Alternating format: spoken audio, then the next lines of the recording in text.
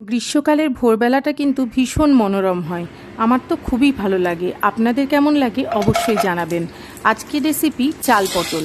তার জন্য কড়াইতে ঘি নিয়ে তার মধ্যে দিয়ে দিয়েছি কাজু কিশমিশ আর ধুয়ে রাখা গোবিন্দভোগ চাল। সমস্তটা ভালো করে ভেজে আমি তুলে রেখেছি। তারপর ওই কড়াইতেই সর্ষের তেল দিয়ে কেটে রাখা পটল ভালো করে সোনালি করে ভেজে তুলে রেখেছি। তারপর ওই তেলের মধ্যে দিয়ে দিয়েছি তেজপাতা, শুকনো লঙ্কা আর গোটা গরম মশলা, গোটা জিরে ফোড়ন।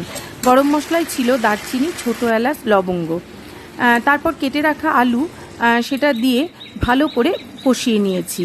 অন্যদিকে ধনে জিরে গুঁড়ো, শুকনো লঙ্কার গুঁড়ো, হলুদ গুঁড়ো, এই সমস্তটা আর আদা বাটা, এই সমস্তটা একটু জল দিয়ে গুলে একটা পেস্ট তৈরি করেছিলাম। সেই মশলাটাও এর মধ্যে দিয়ে ভালো করে কষিয়ে নিয়েছি।